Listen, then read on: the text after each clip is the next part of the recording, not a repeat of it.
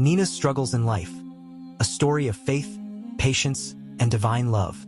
Neenah's life was not easy from the beginning. She grew up in a home where happiness was scarce, and love was something she often felt was missing.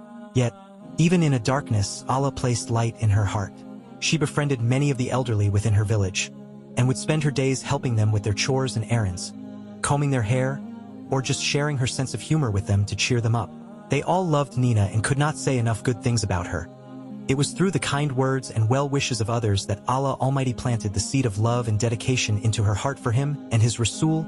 She had not gone far in school and could not read or write, but despite this she was able to somehow pick up books of knots and teach herself to recite them.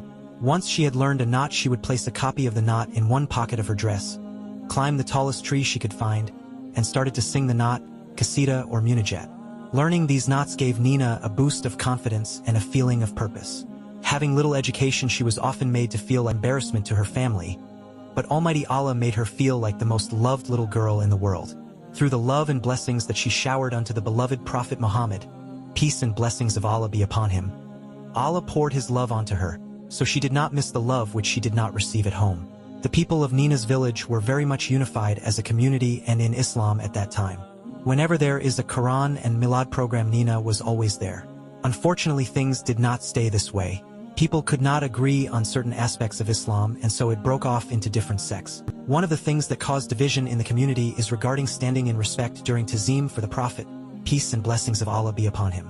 One day at one gathering, Neenah stood up during Tazim, only to realize she was the only one standing among hundreds. People shouted at her to sit down, but she refused and continued to stand brave and proud.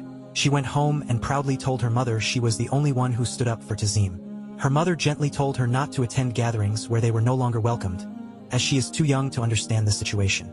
Though confused and hurt, Neenah obeyed. The seed that Allah Almighty had planted in Neenah's heart for the love of the Prophet, peace and blessings of Allah be upon him, had been flourishing beautifully. She knew that she could not let the ignorance of a few people bring her spirits down. As she got older, she started taking a more active role in ladies' religious meetings. It was through this involvement and this love that she met and fell in love with a man who loved reciting knots, Darud and Salam on the Holy Prophet Muhammad, peace and blessings of Allah be upon him, just as much as she did.